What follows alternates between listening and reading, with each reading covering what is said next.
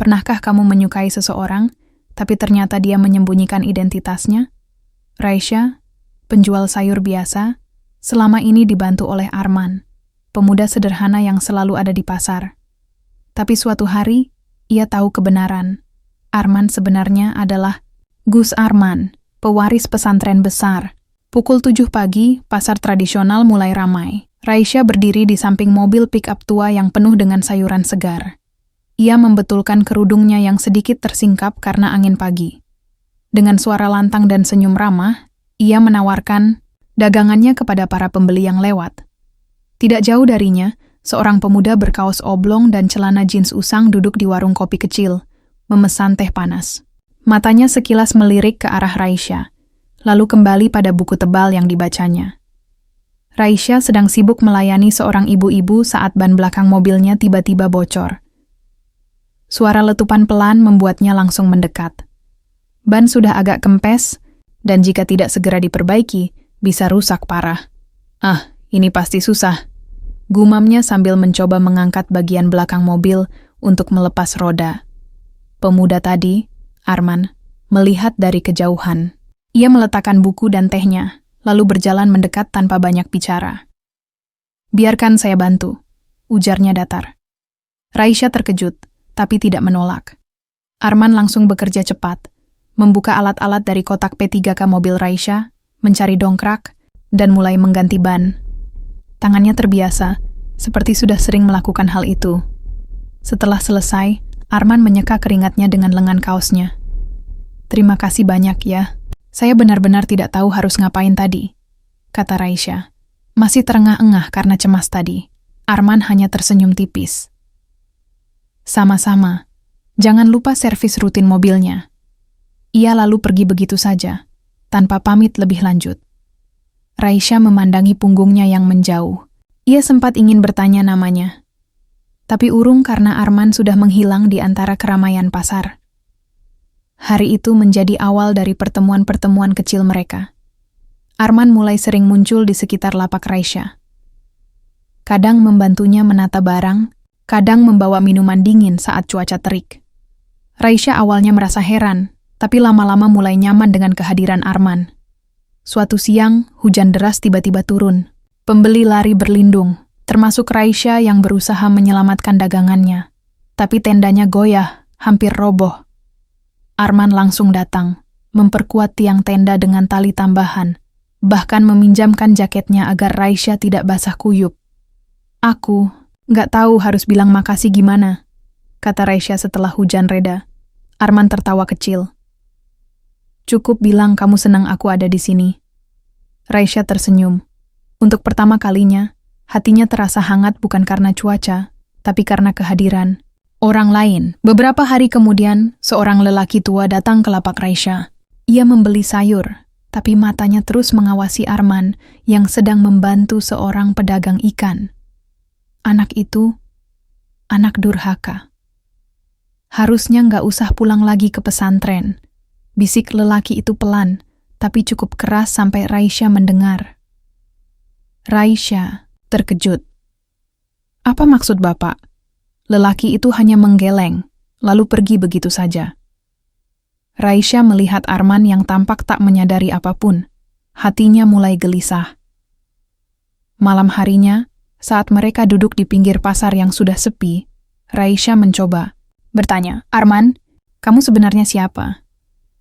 Kenapa orang tadi menyebutmu anak durhaka?" Arman diam sejenak. Wajahnya berubah sedikit murung. "Aku cuma orang biasa, Rais. Aku hanya ingin hidup sederhana. Itu saja." Raisya tidak puas, tapi ia memilih diam. Ia mulai yakin Arman menyembunyikan sesuatu, dan ia akan mencari tahu sendiri. Pagi itu, Arman datang lebih awal dari biasanya. Raisya sedang menata tomat dan cabai di atas meja ketika ia tiba dengan 2 bungkus nasi uduk hangat. "Buat kamu," katanya sambil menyodorkan 1 bungkus. Raisya menerimanya dengan senyum.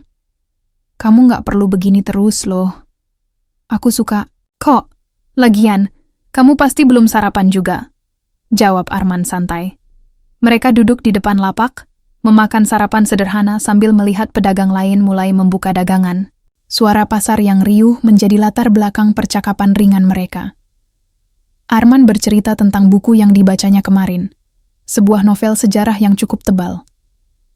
Raisya tidak terlalu tertarik pada buku, tapi ia suka mendengar Arman bicara. Ada ketenangan dalam caranya berbicara. Tenang, tapi penuh makna. Beberapa hari berlalu, dan Arman selalu ada. Ia bahkan sempat menggendong anak kecil yang tersesat di pasar, mencari orang tuanya. Semua orang di pasar mulai mengenalnya sebagai pemuda, baik hati yang sering membantu tanpa pamrih. Suatu sore, saat cuaca sangat panas, Raisya merasa kepalanya pusing. Ia mencoba tetap melayani pembeli, tapi tubuhnya lemas. Arman langsung menyadarinya. "Kamu nggak apa-apa?" tanyanya cemas. "Cuma agak pening aja," jawab Raisya sambil mencoba tersenyum.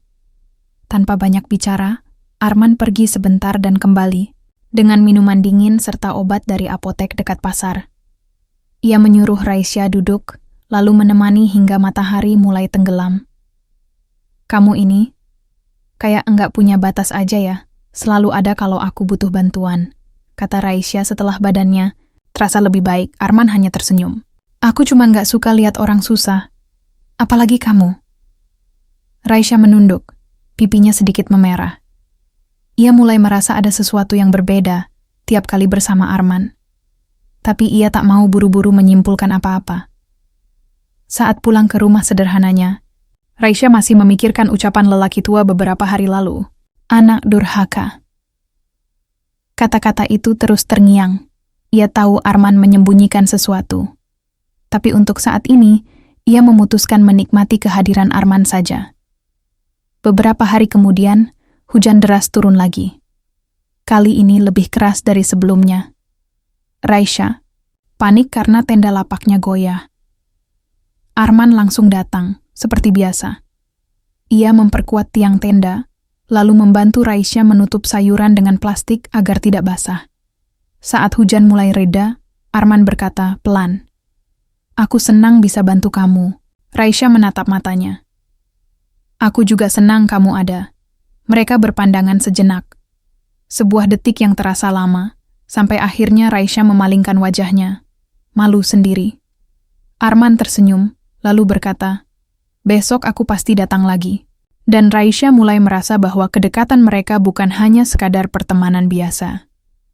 Pagi itu, pasar terasa lebih sepi dari biasanya.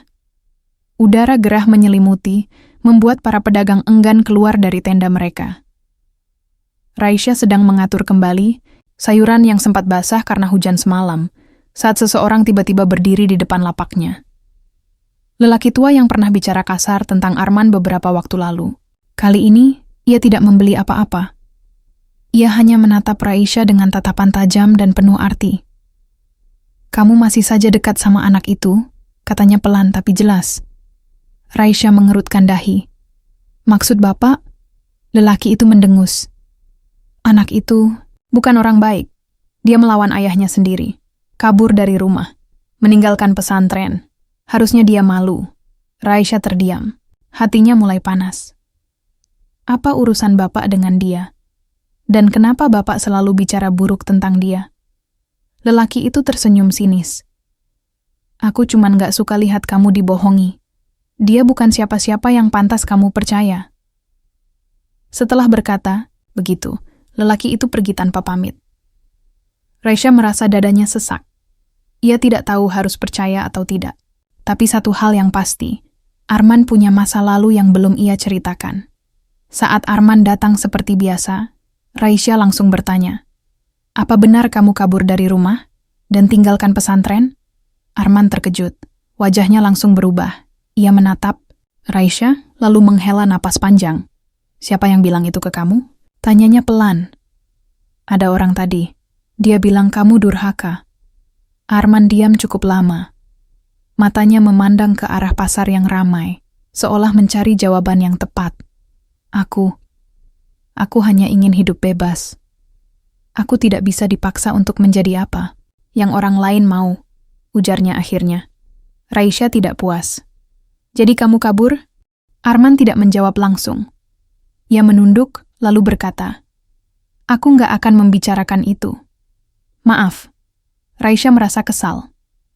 Ini bukan kali pertama Arman menghindari topik tentang masa lalunya. Ia mulai merasa seperti sedang berjalan di atas jalan beraspal yang retak, tidak aman, penuh lubang. Beberapa hari setelah percakapan itu, Arman mulai berubah. Ia tidak lagi datang setiap hari. Kadang hanya sekilas lewat, memberi senyum singkat, lalu pergi begitu saja. Raisya merasa ada beban berat dalam diri Arman. Ia mencoba bersabar, tapi rasa penasarannya semakin besar. Ia mulai mencari tahu sendiri. Dengan bantuan seorang teman penjual di pasar yang tahu banyak soal orang-orang penting di daerah itu, Raisya mencoba mencari informasi tentang Arman. Dan akhirnya, ia mendapat satu nama, KH, Zainuddin, pemilik pesantren. Besar di luar kota. Ayah dari Arman, hatinya berdebar keras. Apa benar Arman adalah putra seorang kiai ternama? Ia tidak tahu harus marah atau sedih. Yang jelas, ia merasa ditipu. Raisya tidak bisa tidur semalaman. Nama KH, Zainuddin terus terngiang di kepalanya.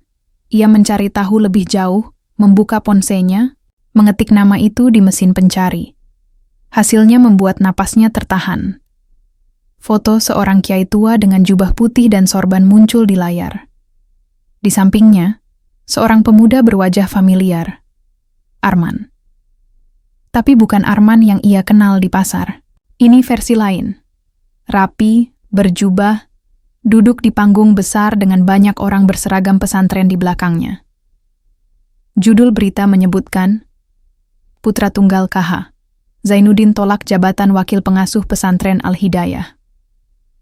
Raisya merasa seperti ditampar. Selama ini Arman menyembunyikan identitasnya. Bukan hanya itu, ia adalah pewaris sebuah pesantren besar. Tapi Raisya juga tidak bisa marahi Arman begitu saja. Ada rasa bingung, sakit, tapi juga penasaran. Esok paginya, Arman datang lagi. Kali ini wajahnya tampak letih. Ia langsung menyapa Raisya seperti biasa. Tapi Raisya tidak membalas dengan senyum hangat seperti biasanya. "Aku ketemu orang kemarin," kata Raisya pelan saat Arman mencoba menata sayuran di lapak. Arman menghentikan tangannya. "Siapa?" "Orang yang kenal kamu. Dan aku tahu siapa ayahmu." Arman terdiam. Wajahnya berubah. Tapi ia tidak langsung menjawab. "Aku nggak marah karena kamu putra kiai. Aku marah karena kamu nggak pernah jujur." Suara Raisya mulai gemetar. Arman menatapnya. "Aku takut kamu akan melihatku berbeda." "Justru karena kamu nggak jujur, aku jadi lihat kamu beda," jawab Raisya. Sejak hari itu, hubungan mereka menjadi canggung. Arman tetap datang, tapi Raisya tidak lagi mudah tersenyum padanya. Beberapa pedagang di pasar mulai menyadari hal ini.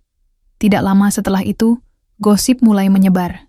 Entah dari mana asalnya, tapi kabar bahwa Raisya dan Arman dekat sampai ke telinga keluarga besar pesantren KH, Zainuddin. Dan akhirnya, surat tiba di tangan Raisya. Surat tanpa nama pengirim, hanya tulisan tangan kasar. "Kamu pikir kamu pantas mendekati pewaris pesantren? Jangan mimpi. Keluargamu gelap. Orang sepertimu tidak akan pernah diterima." Raisya hampir saja merobek surat itu. Tapi ia tidak bisa mengabaikan satu kalimat dalam surat itu. "Keluargamu gelap." Ia ingat masa lalu ayahnya. Dulu, ayahnya adalah seorang ustaz muda yang punya bakat besar. Tapi suatu hari, ia dituduh melakukan sesuatu yang tidak pernah ia lakukan. Fitnah yang dibuat oleh seseorang yang dikenal baik. Ayahnya diasingkan, reputasinya hancur. Dan orang yang paling vokal waktu itu adalah sahabat baik KH. Zainuddin. Raisya mulai menangis. Hatinya penuh amarah, bukan hanya pada orang yang mengirim surat itu, tapi juga pada nasib. Apakah ia harus selalu hidup dalam bayang-bayang masa lalu keluarganya? Saat Arman datang lagi, Raisya berkata dengan suara rendah tapi tegas, "Aku nggak bisa terus-terusan, pura-pura. Ada sesuatu antara keluargaku dan keluargamu. Dan aku tidak yakin kita bisa melewatinya." Arman diam, matanya penuh penyesalan. Tapi ia tidak mundur. Aku nggak tahu tentang semua ini. Tapi aku ingin tahu. Aku ingin tahu dari kamu, katanya pelan. Raisya menatap matanya. Ia ingin percaya. Tapi hati kecilnya masih ragu. Dari kejauhan, seseorang memperhatikan mereka. Seorang lelaki muda dengan jubah putih dan sorban hitam. Ia tersenyum tipis, lalu berjalan pergi. Belum saatnya konfrontasi, tapi rencana sudah dimulai. Pagi itu, Raisya memutuskan untuk tidak datang ke pasar. Ia butuh waktu untuk sendirian, mengatur pikiran yang kacau. Arman datang seperti biasa, tapi lapak Raisya kosong. Ia bertanya pada pedagang lain, tapi tidak ada yang tahu pasti di mana Raisya. Setelah menunggu hampir 2 jam, Arman akhirnya pergi. Hatinya gelisah.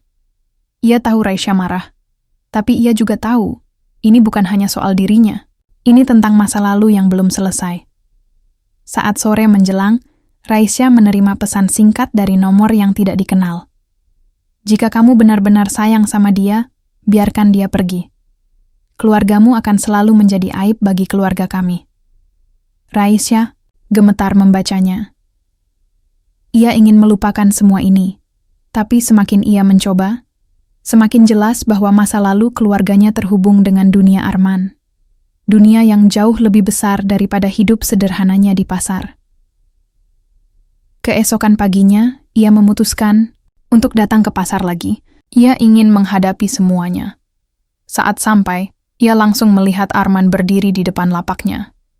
Ia tidak sedang tersenyum. Wajahnya tampak tegang. "Kamu kemana kemarin?" tanya Arman pelan. "Aku butuh waktu," jawab Raisya datar. Arman menghela napas. "Aku tahu kamu dapat pesan itu. Aku juga dapat surat." Raisya terkejut. "Surat?" Arman mengeluarkan selembar kertas dari sakunya. Surat itu berisi ancaman serupa, tapi ditujukan kepada Arman. "Jangan coba-coba dekat dengan anak. Orang itu, kamu akan merusak nama baik pesantren." "Ini dari siapa?" tanya Raisya. Arman menatap matanya. "Aku tahu siapa yang mengirimnya.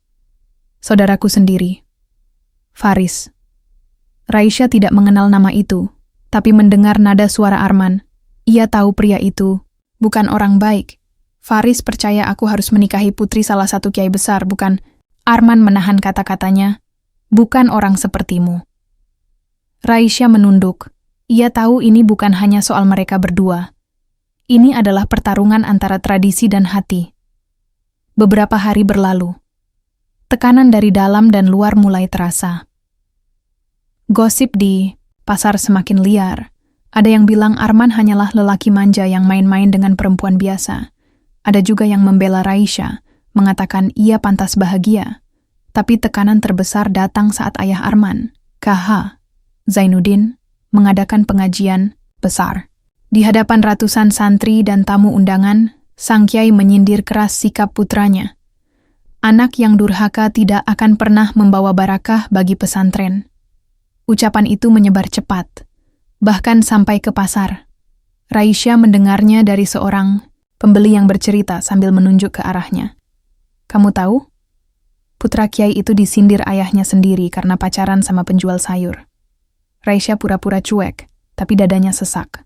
Ia mulai merasa bahwa hubungannya dengan Arman bukan hanya membuat hidupnya rumit, tapi juga membahayakan masa depan Arman.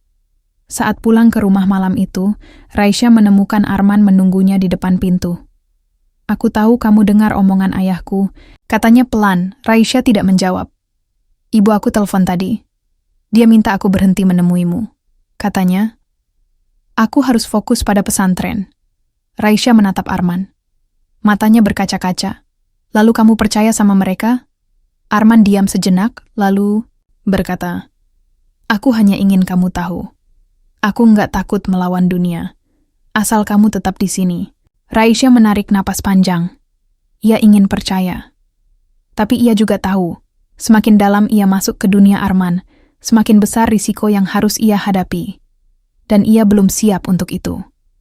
Pagi itu, Raisya memutuskan untuk pergi ke sebuah acara pengajian besar yang diadakan di pesantren KH Zainuddin. Bukan karena undangan, tapi ia ingin melihat sendiri dunia Arman, dunia yang selama ini disembunyikan darinya. Dengan berpakaian sederhana dan kerudung rapat, ia menyelinap masuk bersama rombongan tamu biasa. Di dalam aula besar, ratusan orang duduk tertib mendengarkan ceramah. Di panggung utama, Kiha. Zainuddin sedang berbicara dengan suara tegas. Di sebelahnya seorang pemuda berjubah putih duduk dengan tenang, wajahnya familiar. Itu dia, Arman. Tapi, bukan Arman yang ia kenal di pasar. Ini adalah Gus Arman, pewaris pesantren. Anak kiai, sosok yang jauh dari kesan sederhana yang selama ini ditunjukkan padanya. Raisya terpaku. Dadanya sakit. Matanya mulai berkaca-kaca. Ia tidak marah karena Arman adalah putra kiai. Ia marah karena selama ini ia merasa dibohongi. Saat acara selesai, orang-orang mulai bergerak keluar. Raisya mencoba menjauh, tapi langkahnya terhenti saat seseorang menepuk bahunya. "Kamu siapa? Bagaimana bisa kamu masuk ke sini?" tanya seorang pria muda dengan sorban hitam dan jubah rapi. Raisya menoleh. Pria itu memandangnya dengan tatapan dingin. "Aku hanya ingin lihat langsung," jawabnya pelan. Pria itu tersenyum sinis. "Kalau kamu datang untuk cari perhatian Arman, percayalah, kamu bukan tipe yang pantas ada di sini." Raisya menatapnya tajam. "Siapa kamu?" "Aku sepupunya, Faris, dan aku tahu semua tentang kamu." Raisya terkejut. Faris mengeluarkan ponselnya, lalu menunjukkan foto Raisya dan Arman sedang berbicara di pasar beberapa waktu lalu. "Kamu pikir kami tidak tahu apa-apa? Kamu pikir Arman akan tetap punya masa depan jika terus bersamamu?" Raisya gemetar, tapi ia mencoba tenang. "Aku tidak datang untuk merebut apapun. Aku hanya ingin tahu kebenaran." Faris tertawa kecil. Sayang sekali, kebenaran itu kadang menyakitkan. Tanpa menunggu jawaban, Faris pergi begitu saja. Raisya masih berdiri di tempat, hatinya hancur. Beberapa jam kemudian, Arman muncul di depan rumahnya. Wajahnya tampak cemas. "Kamu ke pesantren tadi?" tanyanya pelan. Raisya mengangguk. "Aku lihat kamu, duduk di panggung, dengan jubahmu, sebagai Gus Arman." Arman menunduk. "Aku belum siap memberitahumu. Kenapa harus sembunyi?" Suara Raisya mulai pecah. "Selama ini aku merasa kita dekat, tapi ternyata kamu bahkan gak percaya sama aku." Arman mencoba menjelaskan. "Aku takut kamu akan melihatku sebagai putra kiai, bukan sebagai Arman." "Tapi kamu tetap Arman. Hanya saja kamu tidak jujur," bentak Raisya. Mereka saling diam cukup lama. Akhirnya Raisya berkata pelan, "Aku butuh waktu. Aku butuh jarak." Arman tidak membantah. Ia hanya mengangguk pelan, lalu pergi tanpa banyak bicara. Malam itu, Raisya menulis surat untuk dirinya sendiri. "Jika cinta membuatku merasa kecil, maka aku harus pergi. Aku tidak bisa menjadi alasan dia kehilangan masa depannya." Keesokan paginya, lapak sayurnya kosong. Raisya menghilang. Raisya pergi ke sebuah desa kecil di lereng gunung, jauh dari hiruk-pikuk pasar dan kota. Ia menyewa kamar sederhana di rumah seorang nenek tua yang ramah. Udara sejuk pagi hari dan suara burung menjadi pengganti riuh pasar yang biasa ia dengar. Ia tidak membawa banyak barang, hanya beberapa pakaian dan buku catatan lama milik ayahnya. Di dalamnya tertulis cerita tentang masa lalu keluarganya, masa ketika ayahnya masih menjadi ustaz muda yang punya harapan besar untuk masa depan. Malam itu, di bawah cahaya lampu redup, Raisya membuka halaman demi halaman. Tangannya gemetar saat membaca satu paragraf. "Aku tidak bersalah. Tapi mereka lebih percaya pada orang berkuasa daripada pada hatiku. Aku hanya bisa percaya pada Tuhan, bahwa suatu hari semua akan terbongkar." Air matanya menetes. Ia ingat betul malam itu. Malam ketika ayahnya dipanggil oleh sekelompok ulama senior. Ia pulang dengan wajah murung dan mata berkaca-kaca. Beberapa minggu kemudian, fitnah mulai tersebar. Ayahnya dituduh korupsi dana pesantren, padahal ia bahkan tidak pernah mengelola keuangan. Sosok yang paling vokal waktu itu adalah KH. Zainuddin, ayah Arman. Raisya mendesah panjang. Hatinya sakit. Bukan hanya karena masa lalu ayahnya, tapi juga karena ia tahu Arman tidak tahu semuanya. Tapi bagaimana mungkin ia memberitahunya jika Arman sendiri tak pernah jujur? Beberapa hari setelah sampai di desa, Raisya menerima telepon dari teman lamanya di pasar. "Kamu lihat berita belum?" tanya temannya cemas. "Apa berita apa?" jawab Raisya pelan. "Ada video viral. Faris, sepupu Arman, ngomong di acara televisi. Dia bilang kamu cuma cari sensasi dan manfaatin Arman." Raisya terdiam. "Dia bilang kamu datang bukan karena cinta, tapi karena ingin naik derajat.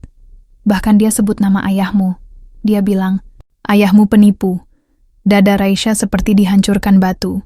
Ia menutup telepon tanpa pamit. Matanya memanas, tapi ia tidak menangis. Kali ini, amarah menggantikan kesedihan.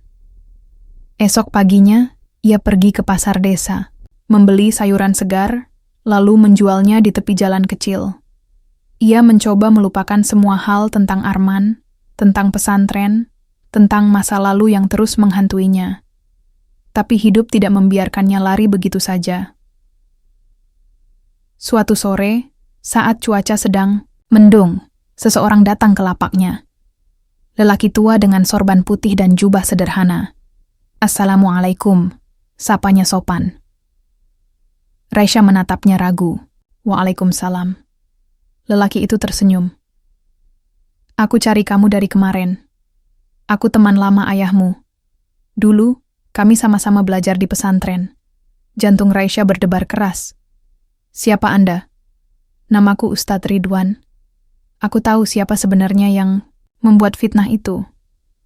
Aku tahu siapa yang sebenarnya korupsi dana pesantren dulu." Raisya terdiam. Napasnya tersengal. "Dan aku punya bukti," lanjut lelaki itu. Raisya menatap matanya.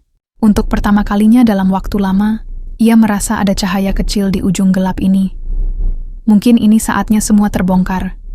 Arman tidak bisa diam begitu saja setelah Raisya menghilang. Ia mencari kemana-mana, menelpon, mengirim pesan, bahkan bertanya pada pedagang-pedagang di pasar. Tapi tidak ada yang tahu keberadaannya.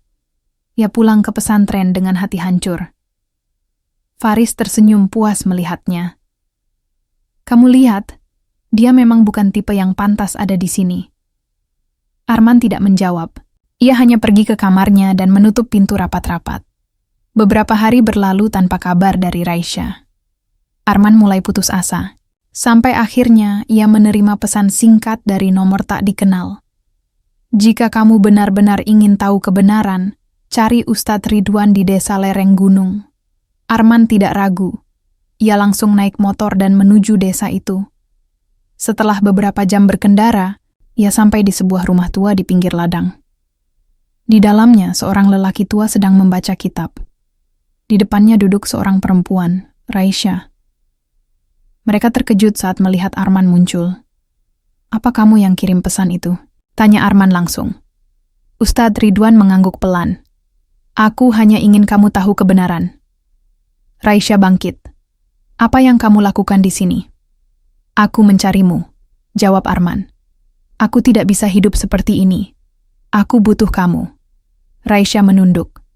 "Kita punya masalah lebih besar daripada perasaan kita." Ustadz Ridwan menatap keduanya. "Dan aku akan bantu kalian menyelesaikannya." Lalu ia mulai bercerita. Dulu, ayah Raisya adalah ustaz muda yang penuh harapan. Ia jujur, tekun, dan punya bakat besar dalam mengajar. Tapi ada orang yang merasa terancam, Faris. Bukan Faris yang sekarang, tapi ayahnya. Orang yang sama yang menjadi sahabat baik KH, Zainuddin. Mereka membuat fitnah besar, menyalahkan ayahmu atas korupsi dana pesantren. Padahal uang itu digunakan oleh mereka sendiri untuk proyek bisnis pribadi. Arman terdiam. Hatinya sakit. Ayahku tahu? Sayangnya, iya. Tapi dia diam saja.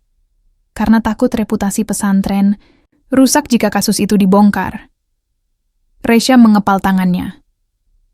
Jadi selama ini, ayahku difitnah karena politik kotor mereka? Ustadz Ridwan mengangguk. Maaf, aku baru bicara sekarang. Aku takut, tapi sekarang aku sudah tidak takut lagi. Arman, menatap Raisya. Matanya penuh penyesalan. Aku nggak tahu semua ini. Aku bersumpah, aku nggak tahu. Raisya memandangnya. Lama. Lalu berkata pelan, aku juga nggak tahu harus percaya atau tidak. Tapi, aku mulai bisa melihat bahwa kamu bukan bagian dari semua ini. Arman mendekat. Aku cuma ingin kita bersama. Aku ingin membantumu membersihkan nama keluargamu. Aku tidak peduli apa kata mereka. Raisya menatap matanya. Hatinya masih luka, tapi ada sedikit rasa hangat yang mulai menyusup. Malam itu, Arman dan Raisya duduk di tepi sawah. Suara jangkrik dan angin malam menjadi latar belakang percakapan mereka. Aku tidak bisa meminta maaf atas kesalahan orang, tuaku, kata Arman. Tapi aku bisa janji, aku tidak akan biarkan mereka menghancurkan masa depan kita. Raisya tersenyum tipis. Kita lihat saja nanti. Arman mengangguk. Ia tahu ini belum selesai. Masih banyak pertarungan yang harus mereka hadapi. Tapi kali ini, mereka akan menghadapinya bersama. Arman dan Raisya kembali ke kota dengan rencana yang sudah matang. Mereka tidak akan tinggal diam. Ustadz Ridwan telah memberikan dokumen lama sebagai bukti, termasuk catatan transaksi keuangan pesantren dari puluhan tahun lalu. Dokumen yang bisa membongkar kebohongan besar keluarga Faris senior. Tapi mereka tahu, mengungkap semuanya tidak semudah itu. Pesantren adalah dunia yang penuh intrik, tempat kekuasaan dan pengaruh berjalan seiring doa dan ilmu agama. Keesokan paginya, Arman meminta izin bertemu ayahnya secara pribadi. KH.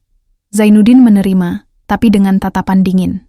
Di ruang kerja, besar yang dipenuhi kitab dan foto-foto kenangan, Arman meletakkan dokumen di atas meja. Ayah harus tahu ini, katanya tenang tapi tegas. KH. Zainuddin membuka dokumen itu perlahan. Matanya menyipit. Wajahnya mulai berubah. Ini palsu. Desisnya. Bukan, ini asli. Dulu dicopi oleh Ustadz Ridwan sebelum semua dihapus. Ayah Arman menutup dokumen itu keras. Aku tidak mau dengar lagi soal masa lalu itu. Ayah, harus dengar. Karena selama ini, kita hidup dengan kebohongan. Dan orang baik yang justru dikorbankan. KH. Zainuddin bangkit dari kursinya. Suaranya rendah tapi tajam. Kamu pikir kamu siapa? Anak kecil yang merasa tahu segalanya? Keluarga ini punya nama besar. Aku tidak akan biarkan kamu menghancurkannya. Arman tidak mundur. Kalau benar-benar ingin menjaga nama besar, mulailah dari kejujuran. Bukan penutupan dosa. Pertemuan itu berakhir tanpa kata damai. Beberapa hari kemudian, Faris datang ke rumah Arman. Ia tersenyum sinis saat melihat Arman sedang membaca kitab di halaman belakang. Dengar-dengar, kamu sedang main-main dengan masa lalu, katanya sambil duduk seenaknya. Arman tidak menghiraukannya. Lebih tepatnya, aku sedang mencari kebenaran. Faris tertawa kecil. Kebenaran? Kamu pikir kebenaran itu penting di dunia seperti ini? Dunia hanya butuh kuasa. Dan keluargamu sudah punya itu. Arman menatapnya tajam. Aku tahu kamu yang sebarkan fitnah tentang Raisya. Aku juga tahu kamu yang rekayasa video itu. Faris tetap tenang. Kalau kamu tahu, kenapa belum ambil langkah apa-apa? Karena aku masih punya hati. Tapi kalau kamu terus ganggu hidupku dan orang-orang yang aku sayangi, aku tidak akan ragu. Faris tersenyum dingin. Justru aku yang akan membuat kamu yang terpuruk. Jangan lupa, banyak orang di sini yang lebih percaya padaku daripada padamu. Beberapa hari setelah ancaman itu, Arman mendapat surat resmi dari Dewan Pengasuh Pesantren. Isinya mengejutkan. Ia diberhentikan sementara dari jabatannya sebagai calon pengasuh karena tindakan tidak terpuji dan melanggar adab pesantren. Raisya mendengarnya dengan amarah. Ini ulah Faris. Arman mengangguk pelan. Tapi dia tidak akan menang. Aku punya rencana lain. Malam itu, Arman dan Raisya memulai langkah baru. Mereka akan mengumpulkan bukti lengkap, lalu membongkarnya ke publik. Dan kali ini, mereka tidak akan kalah, karena kebenaran tidak bisa ditutup selamanya. Arman dan Raisya mulai bekerja keras. Mereka mengumpulkan bukti, menemui saksi lama, dan memastikan semua dokumen sudah tersusun rapi.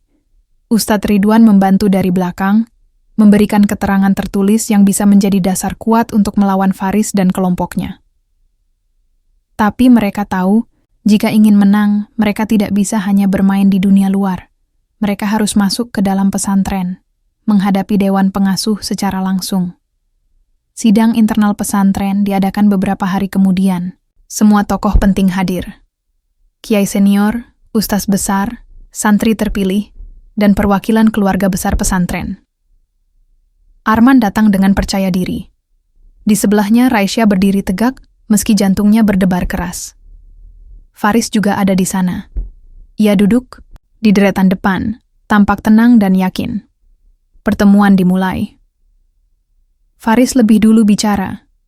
Ia menyebut Arman terlalu emosional dan tidak pantas mewakili pesantren karena hubungannya dengan orang luar.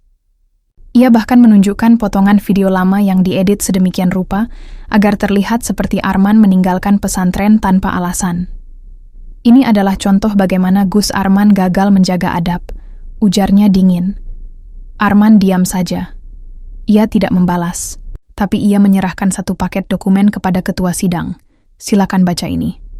Dokumen itu berisi salinan catatan keuangan pesantren dari puluhan tahun lalu, surat konfirmasi dari para ustaz yang pernah mencurigai Faris senior, hingga keterangan Ustadz Ridwan tentang fitnah yang dibuat terhadap ayah Raisya. Ketua sidang membuka halaman demi halaman. Wajahnya berubah. Beberapa kiai lain mulai berbisik. Faris masih tenang. Dokumen lama? Itu bisa saja dipalsukan. Arman menatapnya. Kalau begitu, aku tantang kamu jawab satu pertanyaan. Faris mendengus.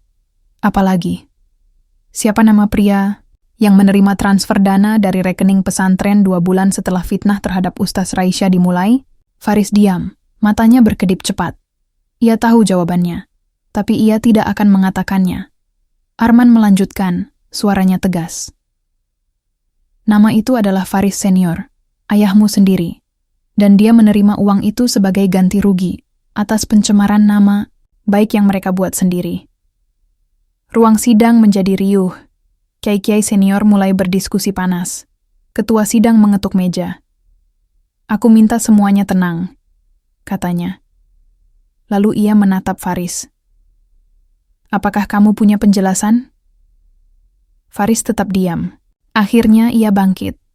Aku tidak butuh tempat ini kalau kalian semua sudah percaya pada omong kosong ini. Ia pergi begitu saja. Sidang dilanjutkan. Hasilnya membuat sejarah baru di pesantren itu. Faris dicopot dari posisinya sebagai wakil pengasuh. Nama Arman direhabilitasi. Lebih dari itu, sidang juga merekomendasikan permintaan maaf resmi dari pesantren kepada keluarga Raisya. Beberapa minggu kemudian, sebuah acara digelar di aula besar pesantren. KH. Zainuddin naik ke panggung, disambut tepuk tangan ribuan santri dan tamu undangan. Aku berdiri di sini bukan hanya sebagai pengasuh pesantren, tapi juga sebagai ayah yang salah. Aku telah diam selama bertahun-tahun, membiarkan kebohongan hidup. Hari ini, aku minta maaf pada keluarga Ustaz Raisya, dan aku bangga pada putraku, Arman, yang berani mengungkap kebenaran. Arman dan Raisya berdiri di barisan depan. Mereka saling pandang. Senyum tipis muncul di bibir mereka. Perjalanan belum selesai. Tapi setidaknya, langkah besar sudah dilewati. Dan kali ini, mereka menang bersama. Hari itu, cuaca cerah. Pasar tradisional ramai seperti biasa. Tapi bagi Raisya dan Arman, ini bukan hari biasa. Di tengah lapak sayur yang dulu menjadi tempat mereka pertama kali bertemu, sebuah tenda besar berdiri. Di bawahnya, kursi-kursi disusun rapi. Bunga segar menghiasi meja. Dan di depan semua orang, Raisya berdiri dengan jubah sederhana, senyum tulus di bibirnya. Arman datang dengan pakaian putih bersih, sorban melingkar rapi di kepalanya. Ia menatap Raisya dari kejauhan. Matanya berkaca-kaca. Pernikahan mereka tidak besar. Tidak ada acara mewah di aula besar pesantren. Mereka memilih untuk menikah di pasar, tempat semua dimulai. KH. Zainuddin hadir. didampingi oleh ustaz-ustaz senior. Ustadz Ridwan juga datang, membawa doa dari masa lalu yang akhirnya terbongkar. Saat ijab kabul dilangsungkan, angin sepoi-sepoi menyentuh wajah mereka. Riuh tepuk tangan pedagang dan pembeli memenuhi udara. Raisya dan Arman resmi menjadi suami istri. Beberapa bulan setelah pernikahan, kehidupan mereka mulai berubah. Arman tetap menjadi calon pengasuh pesantren, tapi ia tidak tinggal sepenuhnya di dalam. Ia dan Raisya membangun rumah kecil di pinggir pesantren, dekat dengan pasar. Setiap pagi, Raisya masih menjual sayur, meski kini hanya beberapa jam saja. Siang harinya, ia pergi ke pesantren. Bukan sebagai istri kiai muda, tapi sebagai guru ekonomi, kerakyatan dan seni. Ia membuka kelas pelatihan bagi santriwati, mengajarkan bagaimana hidup sederhana tapi mandiri. Arman bangga. Ia sering hadir di kelas itu, duduk di barisan belakang, mendengarkan istrinya bicara dengan percaya diri. Suatu sore, saat matahari mulai tenggelam, Raisya menerima surat dari KH. Zainuddin. Surat itu bukan ditujukan padanya, tapi pada ayahnya, yang sudah lama meninggal. Kepada sahabatku yang telah kucoreng namanya, aku minta maaf. Aku salah. Semoga di alam sana, engkau tenang. Dan semoga anakmu bisa membuktikan bahwa kebenaran selalu punah. Raisya meneteskan air mata. Ini bukan penutupan luka secara instan, tapi ini adalah langkah awal untuk benar-benar pulih. Malam harinya, ia dan Arman duduk di halaman rumah mereka, melihat bintang yang mulai bermunculan. Aku nggak pernah bayangkan hidupku akan seperti ini, kata Raisya pelan. Arman tersenyum. Aku juga. Tapi aku bersyukur kita sampai di sini. Raisya menoleh. Kamu nggak menyesal? Pilih aku? Arman menatap matanya. Tidak pernah. Angin malam bertiup lembut. Suara burung malam mulai terdengar. Dari kejauhan, terdengar azan. Maghrib. Mereka berdiri, saling menggenggam tangan. Dan bersama, mereka memulai doa. Sebuah doa untuk masa depan yang damai. Pagi itu, Raisya berdiri di depan kelas kecil yang penuh dengan santriwati muda. Di atas meja kayu sederhana, tergeletak buku catatan dan beberapa diagram tentang pengelolaan uang. Ia menarik napas panjang, lalu mulai berbicara. Hidup tidak selalu memberi kita jalan lurus. Kadang kita harus belok, bahkan mundur dulu sebelum bisa maju. Tapi percayalah, semua usaha akan punya hasilnya sendiri. Santriwati di hadapannya mendengarkan dengan serius. Sebagian mencatat, sebagian hanya memandang Raisya dengan tatapan kagum. Arman duduk di bangku belakang, diam-diam seperti biasa. Ia suka melihat istrinya saat seperti ini. Berdiri tegak, bicara dengan percaya diri, menjadi inspirasi bagi banyak orang. Setelah kelas selesai, Raisya menyapa Arman dengan senyum lelah. Kamu nggak capek dengerin aku ngomong terus? Tanyanya, sambil mengibaskan kerudungnya yang sedikit berdebu. Arman tertawa pelan. Justru aku bangga. Kamu ngajarin mereka lebih dari sekadar ekonomi. Kamu ngajarin hidup. Raisya tersenyum. Ia menautkan tangannya dengan tangan Arman.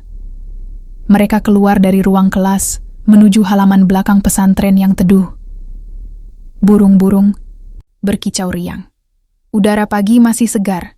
Tiba-tiba, seorang santri muda datang menghampiri. Gus, ada telepon penting dari Jakarta, kata santri itu. Arman mengangguk. Ia pergi meninggalkan Raisya sejenak. Saat ia pergi, Raisya duduk di bawah pohon besar. Ia membuka tasnya, lalu mengeluarkan sebuah surat dari KH. Zainuddin. Surat itu berisi permintaan agar Arman menjadi wakil pesantren dalam pertemuan ulama nasional bulan depan. Raisya tersenyum, tapi juga sedikit cemas. Ia tahu dunia besar menanti Arman. Dunia yang penuh tekanan, politik agama, dan ekspektasi tinggi. Ia takut Arman akan tenggelam dalam itu semua. Ia takut ia tidak cukup kuat untuk mendampingi suaminya di jalur itu. Beberapa menit kemudian, Arman kembali. Ada apa? Kok kamu diam aja? Tanyanya sambil duduk di sebelah Raisya. Raisya menghela napas. Aku cuma mikir, Kamu pasti akan semakin sibuk nanti.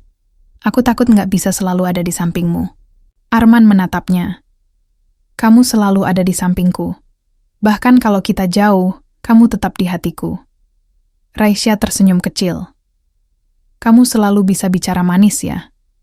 Arman menggeleng. Bukan manis, cuman jujur. Mereka saling pandang sejenak. Lalu, Arman berkata lagi, aku ingin kamu ikut ke Jakarta. Raisya terkejut. Apa?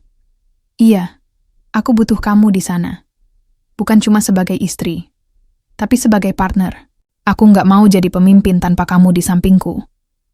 Raisya menunduk. Hatinya campur aduk. Antara senang, takut, dan ragu. Tapi akhirnya, ia mengangguk pelan. Aku akan coba. Arman tersenyum. Ia merangkul istrinya, menepuk punggungnya dengan lembut.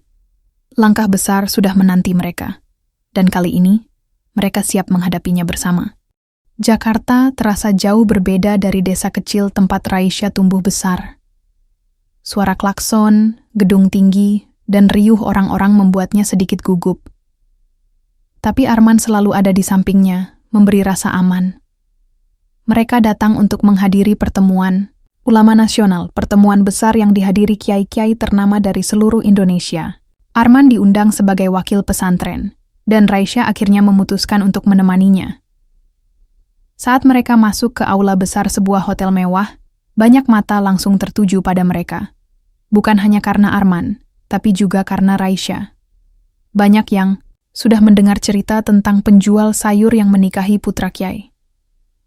Beberapa tokoh agama menyambut Arman dengan ramah, tapi tidak sedikit pula yang melirik Raisya dengan tatapan meragukan.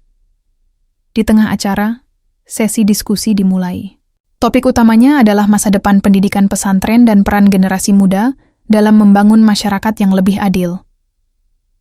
Arman diberi kesempatan berbicara. Ia naik ke panggung dengan percaya diri. Di bawah, Raisya duduk di barisan belakang, mencoba tetap tenang. Aku ingin bicara bukan hanya sebagai pewaris pesantren, ujar Arman. Suaranya tegas namun rendah hati. Tapi sebagai bagian dari generasi muda yang percaya bahwa ilmu agama harus sejalan dengan keadilan, kesederhanaan, dan penghargaan pada manusia biasa. Ia lalu bercerita tentang Raisya, tentang pertemuan mereka di pasar, tentang perjuangan hidupnya, tentang bagaimana ia membuka matanya lebar-lebar. Cinta saya bukan lahir dari status atau harta, tapi dari kejujuran, ketulusan, dan saling mengerti. Saya percaya, dunia agama tidak boleh hanya milik orang-orang berkuasa. Dunia agama juga punya ruang untuk mereka yang sederhana, seperti Raisya. Ruang aula menjadi sunyi sejenak. Lalu tepuk tangan mulai terdengar. Pelan, tapi semakin kuat. Raisya menahan air matanya. Ia tidak menyangka Arman akan bicara begitu di depan orang-orang besar. Setelah acara, beberapa kiai senior mendekati mereka. Ada yang memuji, ada yang hanya tersenyum. Salah satunya bahkan berkata, "Kamu benar, Gus Arman. Dunia agama butuh orang-orang seperti istri kamu. Orang yang tahu arti hidup sungguhan." Malam harinya, saat Jakarta mulai redup dalam gemerlap lampu, Arman dan Raisya duduk di balkon hotel. Udara dingin menyelimuti, tapi hati mereka hangat. "Aku bangga sama kamu," kata Raisya pelan. Arman tersenyum. "Aku juga bangga sama kamu. Kamu nggak kabur meski semua orang memandang kita aneh." Raisya tertawa kecil. "Aku cuma percaya sama kita. Dan aku percaya selama kita bersama, kita bisa hadapi apa saja." Arman menautkan tangannya dengan tangan Raisya. Mereka saling pandang. Lalu ia berkata, "Kita pulang besok?" Raisya mengangguk. "Ya, aku rindu pasar. Aku rindu rumah kita." Arman tersenyum. "Mari kita pulang. Bersama." Dan kali ini mereka tidak hanya pulang ke rumah. Mereka pulang ke hati mereka sendiri.